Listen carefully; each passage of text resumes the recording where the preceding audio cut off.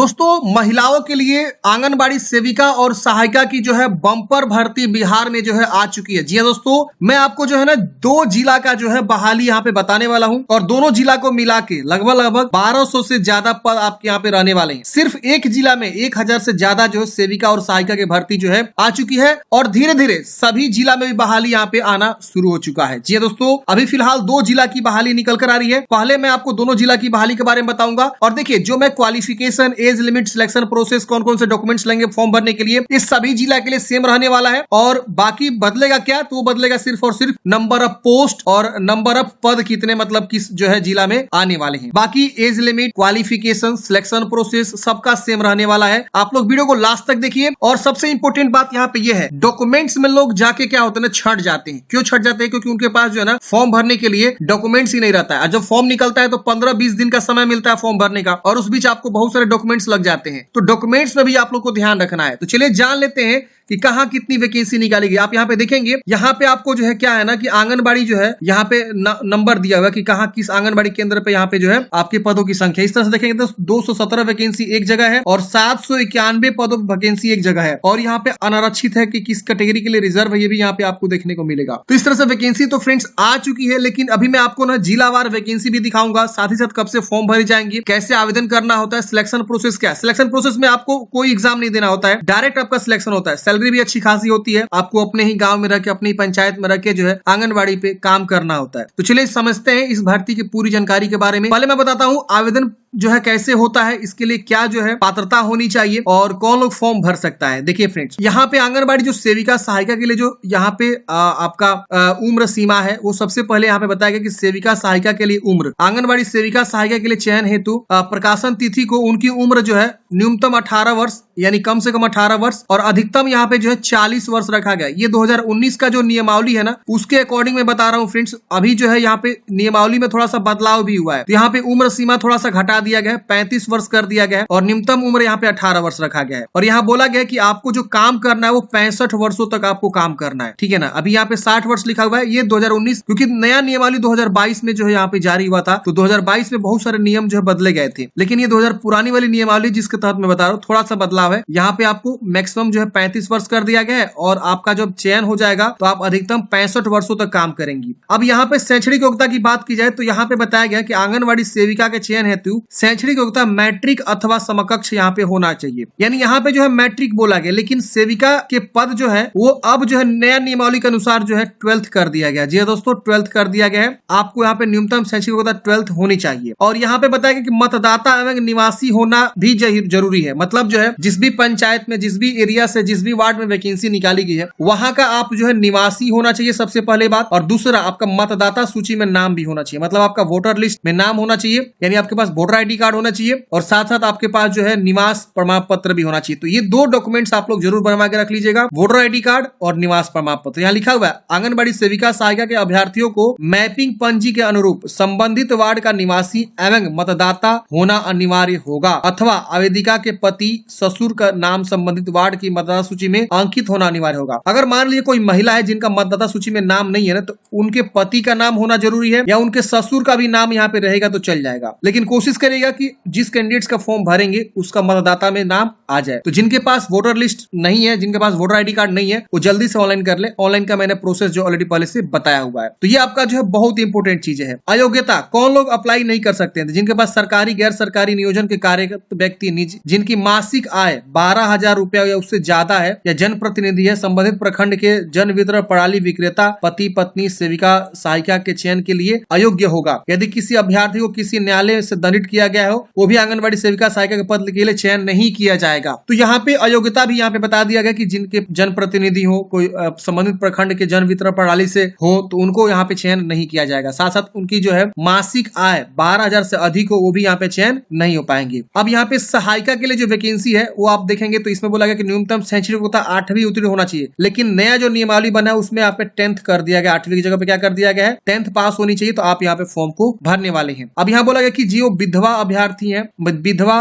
के नहीं रहने के क्रम अनुसार अनुसूचित जाति का अगर है तो उनको ज्यादा वरीयता दिया जाएगा। मतलब प्राथमिकता यहाँ पे उनको मिलेगा जो विधवा है, या जो है अगर विधवा नहीं है वहां पे कोई, तो जो SC ST से आता है या अल्पसंख्यक है, तो उनको जो यहाँ पे क्या दिया जाएगा, वरीयता दिया जाएगा। और यहाँ पे जो चयन प्रोसेस होता है फ्रेंड्स, डायरेक्ट होता है, कोई आपको एंट्रेंस एग्जाम नहीं देना पड़ता है। पहले मैं आपको दिखाता हूँ यहाँ पे जो नया नियमावली है उसके अकॉर्डिंग। ये देखिए, ये नया नियमावली है जो कि 2022 में नया नियमावली यहाँ पे बनाया गया। अब इस नियमावली में क्या बताया गया, बोला गया कि अब मैट्रिक पास ही बनेगी आंगनबाड़ी सहायिका और इंटर पास सेविका। यहाँ बोला गया कि सेविका सहायिका के जिला स्तर पर निकलेगी विज्ञापन, ज्यादा क्वालिफिकेशन वालों को मिलेगा वरीयता। यानी जिनके पास ज्यादा क्वालिफिकेशन है, मान लीजिए यहाँ पे सिर्फ बोला गया मैट्रिक पास, लेकिन इनके पास ग्रेजुएशन हो या पीजी हो तो इनको ज्यादा जो है चयन होने का जो है संभावनाएं होती है। सहायिका में भी सेम वही इंटर बोला गया है, तो सॉरी मैट्रिक बोला गया है, और सेविका में इंटर बोला गया, तो इंटर पास आप हो है मिनिमम तो चलेगा, कोई बात नहीं। लेकिन अगर ग्रेजुएशन पीजी पढ़े हैं तो आपको ज्यादा वरीयता मिलेगा कि ताकि आपका चयन जल्दी हो सके। अब देखिए, बिहार जो है ना 2022 में ये नियमावली को लाई। अब यहाँ बोला गया कि सरकार ने आंगनबाड़ी सेविका की बहाली में लगातार आ रही शिकायत को देखते हुए उनकी नई शैक्षणिक योग्यता और नई चयन प्रक्रिया वाली आंगनबाड़ी सेविका सहायिका जो मार्गदर्शिका 2022 की मंजूरी दे दी है। मंगलवार को यहाँ पे मुख्यमंत्री नीतीश कुमार ने अध्यक्षता के आयोजन कैबिनेट की बैठक में 31 एजेंडा और मुहर यहाँ पे लगा दी है। एस सिद्धार्थ ने बताया कि अब सहायिका बनने की न्यूनतम योग्यता 8वीं की जगह मैट्रिक होगी और वही सेविका की न्यूनतम योग्यता मैट्रिक की जगह जो है इंटरमीडिएट होगी। सबसे ज्यादा क्वालिफिकेशन वाली अभ्यर्थी चुनी जाएंगी। इसमें सिर्फ फीमेल ही आवेदन करती है। क्वालिफिकेशन एक समान होने पर अधिक अंक वाले चयनित होंगे। चयन के लिए न्यूनतम उम्र 18 वर्ष और अधिकतम उम्र जो है 35 वर्ष यहाँ पे रखा जाएगा। तो मैंने आपको स्टार्टिंग में बताया कि अब 18 वर्ष से जो है यहाँ पे 35 वर्ष कर दिया गया है। मैंने शुरू में ही आप लोग को बता दिया था जब नियमावली पढ़ा रहा था। तो अब 65 वर्ष तक वो जो है काम कर सकेगी। और दोनों पद के लिए रिक्त होने पर जिला स्तर पर विज्ञापन निकलेगा। तो मैंने आपको बताया फ्रेंड्स, जिलावार वैकेंसी यहाँ पे निकलेगी। हर एक जिला में कितनी सीटें बची हुई है वहां पे वैकेंसी जो है शो करेगा। अब यहाँ पे डीडीसी की अध्यक्षता वाली कमेटी जो है मेरिट लिस्ट बनाएगी और उस मेरिट लिस्ट के आधार पर जो है आम सभा लगेगा और आम सभा के अकॉर्डिंग जो मेरिट लिस्ट यहाँ पे तैयार किया जाएगा। तो ये नया नियमावली के अनुसार जो है अब जहाँ पे चयन यहाँ पे आपका होने वाला है। अब चलिए मैं बताता हूँ कि 2 जिला कौन सी है जहाँ पे वैकेंसी निकाली गई है। जो सबसे पहली जिला है फ्रेंड्स वो है आपका पूर्वी चंपारण। जी हाँ दोस्तों, ईस्ट चंपारण में आपकी वैकेंसी निकाली गई। आप देखेंगे यहाँ पे information regarding vacant seat of anganwadi सेविका एंड सहायिका, इन्फॉर्मेशन रिगार्डिंग वैकेंट सीट। अब यहाँ पे आप डाउनलोड करेंगे नोटिस तो आपका जो है ये वैकेंट सीट यहाँ पे शो कर देगा कहाँ कितनी वैकेंसी यहाँ पे चंपारण में खाली है, पूर्वी चंपारण। आप देखेंगे यहाँ पे जो है ना लगभग ये आपका 29 पेज का पीडीएफ है और यहाँ पे आप देख सकते हैं बताया गया है कि आलोक में आंगनबाड़ी सेविका सहायिका के रिक्त पदों को भरने हेतु चयन कार्य शीघ्र पूरा करने का आदेश प्राप्त है। और यहाँ पे आप देख सकते हैं जल्दी चयन समाप्त किया जाएगा। तो यहाँ पे केंद्र का संख्या, वार्ड संख्या, केंद्र संख्या दिया गया, पंचायत नगर का नाम दिया गया, परियोजना का नाम दिया गया, केंद्र का नाम दिया गया, सेविका की संख्या कितनी खाली है, सहायिका की संख्या कितनी खाली। मतलब इधर आपको देखेंगे तो सेविका के पदों को दिया गया, यहाँ पे आपको सहायिका के पदों को दिया गया। किसके लिए वो रिजर्व है, यहाँ पे आप देख सकते हैं अनारक्षित है या पिछड़ा वर्ग के लिए है, अत्यंत पिछड़ा वर्ग के लिए, अनुसूचित जनजाति के लिए, ये लिखा गया है। और आम सभा का स्थान कहाँ पे आम सभा लगेगा वहां पे चयन किया जाएगा, ये चीज यहाँ पे दिया गया है। तो आप यहाँ पे जो है सेविका सहायिका के यहाँ पे देखेंगे अलग अलग टोलावार, अलग अलग पंचायतवार, वार्डवार आप यहाँ पे देख सकते हैं। और इस तरह से आप नीचे आएंगे तो यहाँ पे आप देखेंगे तो ये जो है आपका 29 पेज का पीडीएफ है जिसमें बताया गया कि सहायिका का जो है 217 वैकेंसी है, सेविका के जो है 791 पद है। तो इस तरह से आप देखेंगे तो 1000 से ज्यादा जो है, सॉरी सेविका के 271 है और सहायिका के जो है 791 पद है, 791, और ये जो है 200 कुछ पद हैं, 217 पद। तो यहाँ पे इस तरह से वैकेंसी आपकी निकाली गई है। तो काफी मात्रा में वैकेंसी है। अब इसका जो आवेदन है वो बहुत जल्द शुरू किया जाएगा। अब जैसे कि यहाँ पे देखेंगे तो नोटिस निकला है सिर्फ क्या, वैकेंट सीट, कहाँ कितनी सीटें खाली है। अब बहुत जल्द जो है आपको कब आ जाएगा सीटों की मतलब संख्या तो दिखा दिया गया, अब आ जाएगा फॉर्म भरने का तरीका, कैसे फॉर्म भरे जाएंगे। तो अभी यहाँ पे फॉर्म भरने का जो है इन्फॉर्मेशन यहाँ पे नहीं आया है, बहुत जल्द फॉर्म भरने का भी इन्फॉर्मेशन आ जाएगा। मैं आप लोग को अलग से वीडियो बना के बता दूंगा। हाँ, ये चीज जरूर दिखा दिया गया कि आम सभा का स्थान कहाँ पे होगा। अब आम सभा का स्थान तब लगेगा जब आपका फॉर्म भरा जाएगा, फिर जो है चयन प्रक्रिया शुरू होगी, उसके बाद से आम सभा लगेगा। आम सभा में फाइनलाइज होगा कि किसको चयन करना है, किसको चयन नहीं करना है। तो ये चीज इन्होंने ऑलरेडी पहले से ही जारी कर दिया गया है। एक दूसरे जिला में वैकेंसी निकल कर रही शिवहर में। जी दोस्तों, शिवहर में आप देखेंगे शिवहर में भी यहाँ पे रोस्टर आ चुका है, Anganwadi centre list 2024 with roster. आप इस पे क्लिक करेंगे तो आपका जो यहाँ पे 2 नोटिस है। एक तो आपका देखेंगे सेविका की वैकेंसी का जो नोटिस आपको देखने को मिलेगा कि कहाँ पंचायत में कितनी जो है सेक्टर में कितनी वैकेंसी है, वार्ड संख्या, केंद्र संख्या, आरक्षण किसके लिए अभियुक्त कौन सा है। और नीचे वाले में रिवाइज्ड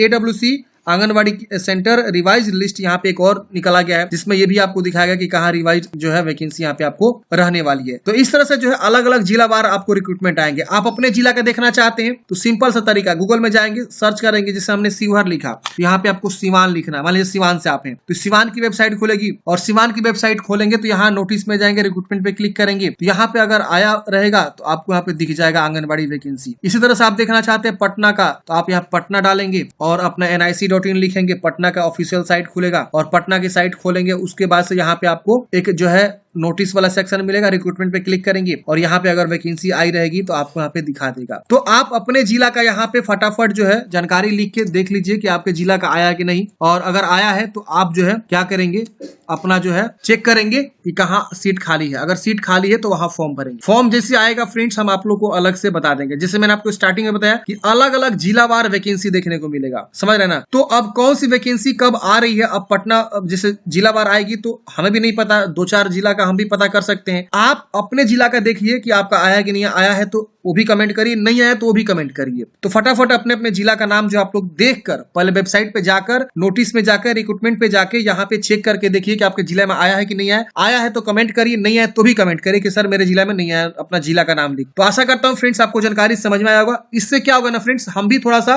रिसर्च कर लेंगे, आया होगा तो मैं जाके वहां उस वेबसाइट पे रिसर्च कर लूंगा और वीडियो बना दूंगा। जिलावार वैकेंसी होगी, आप सबको भी पता है, तो अपने अपने जिला को आप लोग खुद देखेंगे और चेक करेंगे कि मेरी वैकेंसी आई है कि नहीं आई है। बाकी जिला का जैसे आएगा हम अपने टेलीग्राम पे आप लोग को बता देंगे, टेलीग्राम से जुड़ जाइए, वहां पे मैं इन दोनों का पीडीएफ लिंक शेयर कर दूंगा। फॉर्म जैसे स्टार्ट होगा फ्रेंड्स, अब देखिए यहाँ पे अब बहुत आसान है। अब जैसे यहाँ रिवाइज नोटिस आ गया ना, अब नोटिस आने के बाद से अब आपका जो है आवेदन फॉर्म स्टार्ट होगा। आवेदन फॉर्म जैसे आप भर देंगे उसके बाद से आपका क्या होगा, चयन होगा। चयन जो समिति है वो क्या है, वो डीडीसी है। डीडीसी क्या करेगी, चयन करेगी और उसके बाद से आम सभा लगेगा। आम सभा के आधार पे जो है फाइनल मेरिट तैयार किया जाएगा, चयन हो जाएगा। तो यही सिंपल सा प्रोसेस होता है। फॉर्म भरने के लिए कोई भी फी नहीं लगेगा, चयन होने के लिए कोई भी आपका रिटन एग्जाम नहीं होगा, बस यही चीजें हैं। बाकी जो मैंने आपको डॉक्यूमेंट्स बताए वो सब डॉक्यूमेंट्स आप रेडी करके रखिए, जैसे फॉर्म आएगा आप लोग भर दीजिएगा। मिलते हैं किसी नेक्स्ट वीडियो में। जय हिंद, आपका दिन शुभ हो।